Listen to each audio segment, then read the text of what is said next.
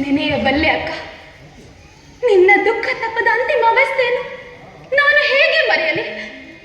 ಆ ನೆರೆದ ಜನ, ಅವರ ಮುಖದ ಕ್ರೂರ ಭಾವಗಳು, ನಿಸ್ಸಹಾಯಕರಾಗಿ ನಿಂತಿದ್ದ ಹನುಮ, ಸುಗ್ರೀವಾದಿ ಭೀಕರ ನಾಯಕರು, ಮೂಕ ವೇದನೆಯಲ್ಲಿ ತೃಪ್ತರಾಗಿ ಕಂಬನಿಗೆರೆಯುತ್ತ ನಿಂತಿದ್ದ ನಿನ್ನ ಮೈದುನರು, ಎಲ್ಲರ ದೌರ್ಜನ್ಯವನ್ನು ನಾನು ಹೇಗೆ ಮರೆಯಲಿ? ನೀನಂದು ಅನುಭವಿಸಿದ ಅಪಮಾನವು ಇಂದಿಗೂ ನನ್ನ ಮನದಲ್ಲಿ ಮೊರೆಯುತ್ತಲೇ ಇದೆ. ಏನನ್ನು ಪ್ರತೀಕಾರವನ್ನು ಯಾರ ಮೇಲೆ? ಸತೀರತ್ನಕ್ಕೆ ಅಪಮಾನ ಬಗೆದ ಎಲ್ಲರ ಮೇಲೆ. ಅಂದರೆ ಮಾನವ ಗುಣಗಳನ್ನೇ ನೀನು ದ್ವೇಷಿಸಬೇಕಾದೀತು. ಮಾನವನ ಸಹಜ ದೌರ್ಬಲ್ಯವೇ ಆಗಿದೆ ತಂಗಿ. ಸದಾ ಸಂಶಯ ಪಡುತ್ತಲಿರುವುದೇ. ಎಂತಹ ಸಂಶಯ? ನಿನ್ನ ಸತೀತ್ವದಲ್ಲಿ ಸಂಶಯವೇ? ಜಗತ್ಪಾವನೆಯಾದ ನೀನು ಹಾದಿಹೊಂಬರಿಗೆ ಪರೀಕ್ಷೆ ಕೊಡಬೇಕೆ? ರಾಜಋಷಿ ಜನಕ ರಾಜೇಂದ್ರನ ಮಗಳು, ಚಕ್ರವರ್ತಿ ರಾಮಚಂದ್ರನ ಮಡದಿ, ಅಯೋಧ್ಯೆಯ ಮಹಾಮಾತೆ.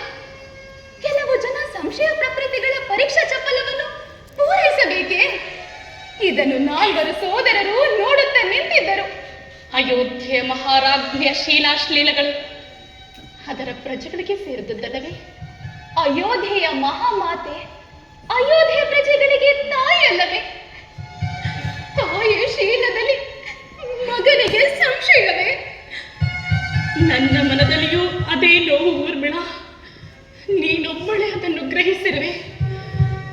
ಎಲ್ಲಕ್ಕೂ ಹೆಚ್ಚಾಗಿ ಈ ಸಂಶಯ ಪ್ರಕೃತಿಗಳೊಂದಿಗೆ ಎಲ್ಲಿ ನನ್ನ ರಾಘವೇಶ್ವರನು ಸೇರಿದ್ದನೇನೋ ಎನ್ನುವ ಚಿಂತೆ ಹೆಚ್ಚು ಕಾಡುತ್ತಲಿದೆ. ಜಗದ ಅವಹೇಳನಗಳನ್ನು ಸಹಿಸಬಲ್ಲೆ, ಆದರೆ ನಾತನ ನಂಬಿಕೆಯನ್ನು ಕಳೆದುಕೊಂಡು ಹೇಗೆ ಬಾಳಲಿ? ರಾಮಭದ್ರನು ಎಂದಿಗೂ ನಿನ್ನ ಶೀಲದಲ್ಲಿ ಸಂಶಯ ಪಡಲಾರ. ಅವನ ಕಣ್ಣಿಗೆ ನೀನು ಎಂದಿಗೂ ಸ್ವರ್ಣಮೂರ್ತಿಯಾಗಿರುವೆ. ಸುಖದಲ್ಲಿ ಮಾತ್ರ ಒಂದಾದ ದಂಪತಿಗಳನ್ನು ದುಃಖವು ಬೇರ್ಪಡಿಸಬಹುದು. ಆದರೆ ದುಃಖದಲ್ಲಿ ಒಂದಾದ ದಂಪತಿಗಳನ್ನು ಬೇರ್ಪಡಿಸುವ ಶಕ್ತಿ ಯಾವುದಕ್ಕುಂಟು? ಯಾರಿಗುಂಟು? ಸತ್ಯವನ್ನೇ ನುಡಿದೆ ತಂಗಿ, ಸತ್ಯವನ್ನೇ ನುಡಿದೆ. ಹೃದಯಕ್ಕೆ ಅಮೃತವನ್ನೇರಿದೆ.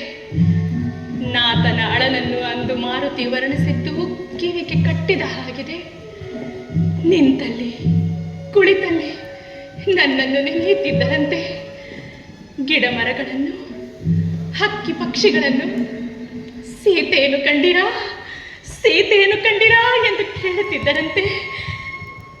ಊರ್ಮಿಳ, ಲಕ್ಷ್ಮಣ ಸ್ವಾಮಿ ಇದನ್ನು ನಿನಗೆ ತಿಳಿಸಲಿಲ್ಲವೇನು? ತಿಳಿಸಿರುವರು. ಅದಕ್ಕೆ ನಾನು ಧೈರ್ಯವಾಗಿ ರಾಮಭದ್ರನ ದೃಢತೆಯನ್ನು ಸ್ಥಾಪಿಸಿದ್ದು. ಆದರೆ ಅಕ್ಕ, ಇವೆಲ್ಲ ಯೋಚನೆಗಳಿಗೆ ತನವನ್ನೀಡು ಮಾಡಿದ ಸ್ಥಿತಿಯೇ ನಿನ್ನದು. ನಿನಗೀಗ ಎಷ್ಟು ಶಾಂತಿ ದೊರೆತರೂ ಸಾಲದು. ಶಾಂತಿ, ಪ್ರೇಮ ಎರಡೂ ಬೇಕು ತಂಗಿ. ಅರಣ್ಯವಾಸಿಯಾದ ನನಗೆ ಈ ರಾಜಾಂತಃಪುರದ ವಾತಾವರಣವು ಒಗ್ಗದೆಂದು ಕಾಣುತ್ತದೆ. ಅದಕ್ಕೆ ಮನಸ್ಸು ಹಿಂದಿನ ಚಿಂತೆಗಳನ್ನು ಹುಡುಕುತ್ತಾ ಹೊರಟು ಬಿಟ್ಟಿದೆ. ಅಂತಃಪುರವೇನು, ಋಷಿಧಾಮವೇನು, ನಿನಗೆ ಎಲ್ಲವೂ ಒಂದೇ ಆಗಿದೆಯಲ್ಲ. ನಿನಗೆ ಬೇಕಾದ ವಾತಾವರಣವನ್ನು ಇಲ್ಲಿಯೇ ಕಲ್ಪಿಸಿಕೊಂಡಿರುವೆಯಲ್ಲ. ಇಲ್ಲ ಇಲ್ಲ ಊರ್ಮಿಳ, ಅದು ಎಂದಿಗೂ ಇಲ್ಲಿ ಬರಲಾರದು. ಆ ಗೋದಾವರಿ, ಕಾವೇರಿಯ ತೀರಗಳು, ಕಿಷ್ಕಿಂಧೆಯ ಸರಳ ಸಹೃದಯ ಜೀವಿಗಳು, ನಿರ್ಮಲವಾಗಿ ಬೀಸುವ ಮಲೆಯ ನಿಲಯ, ನಿರ್ಮಲವಾಗಿ ಹರಿಯುವ ನದಿ ನದಗಳು, ಪಂಚವಟಿ ತೀರದ ನಮ್ಮ ಆಶ್ರಮ, ಅದರ ಹುಲ್ಲೆ ಹಂಸೆಗಳು, ಅವುಗಳನ್ನು ನಾನು ಹೇಗೆ ಮರೆಯಲಿ? ನಾನು ಪಂಚವಟಿಯನ್ನು ಬಿಟ್ಟಾಗ ಹೂ ಗಿಡಗಳೆಲ್ಲ ಕಣ್ಣೀರು ಕರೆದವು. ಆ ಮೃದು ಹಕ್ಕಿಗಳ ಕಣ್ಣೋಟಗಳ ಜೊತೆಯಲ್ಲಿ ಬರುತ್ತಿದ್ದ ಹುಲ್ಲೆ ವಾಡಿಗಳ ಅಂತಸ್ತಪ ವೇದನೆಯು ನನಗೆಂತಹ ವೇದನೆಯನ್ನುಂಟು ಮಾಡುವುದು ಬಲೆಯ. ನಿರ್ಜೀವ ಮೂರ್ತಿಗಳಂದು ನಿಂತಿದ್ದ ಬಂಡೆಗಳ ಮುಖದಲ್ಲಿ ಮೂಡಿದ ದೀನತೆಯನ್ನು ಕಂಡು ನನ್ನ ಕಾಲ್ಗಳು ಸೋತವು, ಕಂಠವು ಬೆಗೆದು ಬಂದಿತು. ಆ ಸ್ನೇಹ, ಆ ಪ್ರೇಮ, ಆ ದಯಾರ್ಧತೆಗಳು ಮಾನವನ ಹೃದಯದಲ್ಲೇಕೆ ಶೂನ್ಯವಾಗಿರುವುದು ತಂಗಿ, ಶೂನ್ಯವಾಗಿರುವುದು?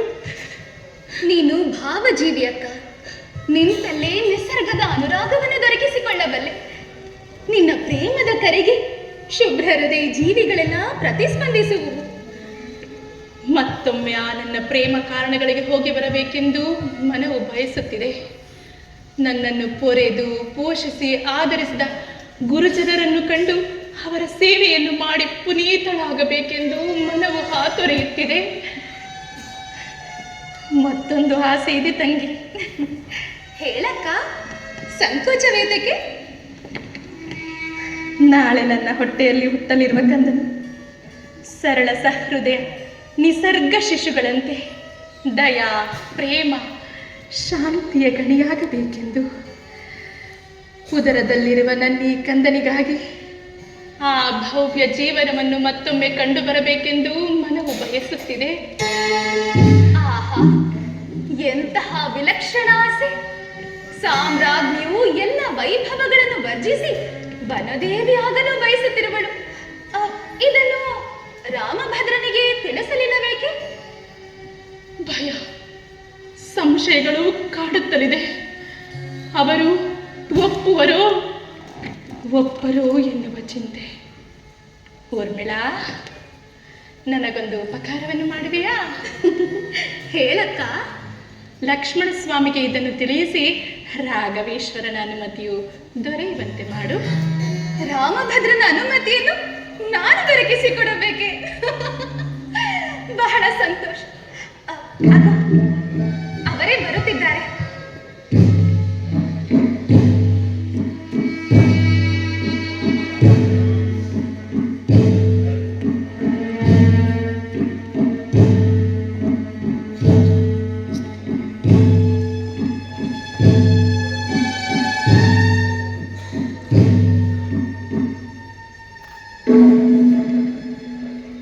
ತಾಯಿಯವರಿಗೆ ವಂದಿಸುವುದು. ಸುಖಿಯಾಗು ಕಂದ. ಅದು ತಾಯಿಯವರ ಸಮಯ ಬರೆಯದೇ ಬಂದ ಹಾಗಾಯಿತು. ಇಲ್ಲ, ಸಮಯಕ್ಕೆ ಸರಿಯಾಗಿಯೇ ಬಂದಿರುವೆ. ನಾನು ಊರ್ಮಿಳೆಯು ಈಗ ನಿನ್ನನ್ನೇ ಜ್ಞಾಪಿಸಿಕೊಳ್ಳುತ್ತಿದ್ದೆವು. ನಿನ್ನಿಂದೊಂದು ಕೆಲಸವಾಗಬೇಕಾಗಿದೆ. ನನ್ನಿಂದಲೇ? ಹೌದು. ಅಪ್ಪಣೆಯಾಗಲಿ ತಾಯಿ. ಹೇಳು ಊರ್ಮಿಳ. ಕೆಲ ಕಾಲ ಗುರುಜನಗಳನ್ನು ಸೇವಿಸುತ್ತಾ ಅರಣ್ಯದಲ್ಲಿದ್ದು ಬರಲು ತಾಯಿಯು ಬಯಸುತ್ತಿರುವಳು. ಇದೆಂತಹ ಬಯಕೆ ತಾಯಿ? ಕಂದ, ವನವಾಸವಿನ್ನೂ ತಮಗೆ ಬೇಸರವನ್ನು ತಿಳಿಸಿಲ್ಲವೇ? ಇಲ್ಲ, ಎಂದಿಗೂ ಬೇಸರ ತಲಾರದು. ಹರಡುವ ಕಮಲಗಳು, ಸರ್ವ ವರ್ಣಗಳನ್ನು ಚೆಲ್ಲಿಕೊಂಡು ಹುಟ್ಟಿ ಮುಳುಗುವ ಭಾಸ್ಕರನು, ಸುಕೋಮಲ ಕಂಠದಿಂದ ಹಾಡುವ ಹಕ್ಕಿಗಳು, ಸರಳ ಸಹೃದಯದಿಂದ ಬಾಳುವ ಋಷಿಜನರು ಇರುವ ತನಕ ವನವು ತಪಸ್ಸಿಗಳ ತವರು, ಕಾವ್ಯ ಕಲೆಗಳ ನೆಲೆವೀಡು, ಶುಭ್ರ ಜೀವನದ ಆರಾಮಧಾಮ. ವನವಾಸ ಮುಗಿದು 2 ಸಂವತ್ಸರಗಳು ಇದೆ. ಈಗ ತಾನೇ ತೀರುತ್ತಾ ಬಂದಿದೆ. ಈಗಲೇ ಮತ್ತೇಕೆ ಬಯಸುವಿರಿ ತಾಯಿ? ನೋಡು ಲಕ್ಷ್ಮಣ, ಹಿಂದೆ ರಾಜ್ಯ ಬಹಿಷ್ಕೃತೆಯಾಗಿ ವನವನ್ನು ಸೇರಿ ಋಷಿಗಳನ್ನು ಸೇವಿಸಿದೆನು. ಆಗ ವನವಾಸ ನನಗೆ ಶಿಕ್ಷೆ. ಈಗ ಮನಃಪೂರ್ವಕವಾಗಿ ಸ್ವತಂತ್ರ ಜೀವನದ ಪ್ರಭೆಯಿಂದ ಋಷಿ ಋಣವನ್ನು ತೀರಿಸಬೇಕೆಂದಿದ್ದೇನೆ. ಈಗ ವನವಾಸ ನನಗೆ ವರ.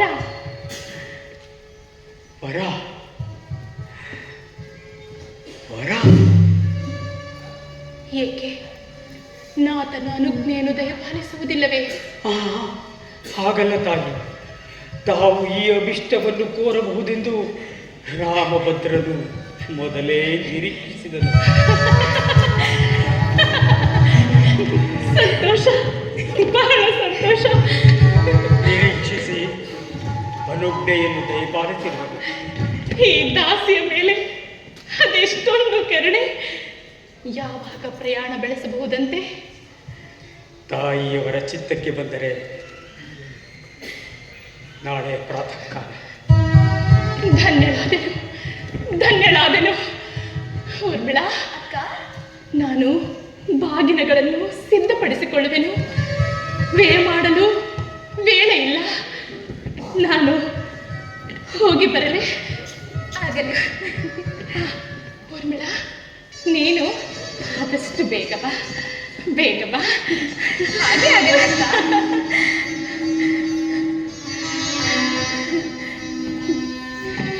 ಬೇಗ ಬಾ. ಆಗಲ್ಲ.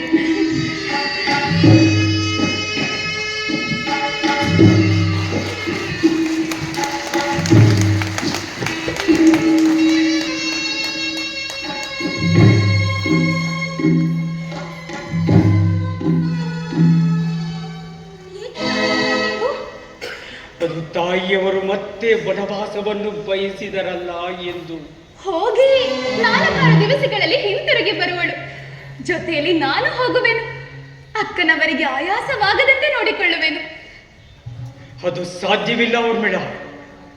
ತಾಯಿಯವರ ಜೊತೆ ನೀನಾಗಲಿ ಮತ್ತೆ ಯಾರೇ ಆಗಲಿ ಹೋಗಲು ಅನುಮತಿ ಇಲ್ಲ. ರಾಮಭದ್ರನು ಹಾಗೇಕೆ ವಿಧಿಸಿರುವನು? ಅದು ನಾ ಕಾಣೆ. ಸ್ವಾಮಿಯ ಚಿತ್ತ. ನಾನು ಬರುವೆನೆಂದು ಹಠ ಹಿಡಿದರೆ ಅಕ್ಕನ ಪ್ರಯಾಣವು ನಿಂತು ಹೋದಿತು. ಅವರೇ ಹೋಗಿ ಬರಲಿ. ಆದರೆ ಜೊತೆಯಲ್ಲಿ ನೀವಾದರೂ ಹೋಗಿ ಬರಬೇಕು. ನಾನೇ ಹೋಗಿ ಬರಬೇಕೆಂದು ರಾಮಭದ್ರನ ಆಜ್ಞೆ. ಹಾಗಾದರೆ ನಿಶ್ಚಿಂತಳಾಗು.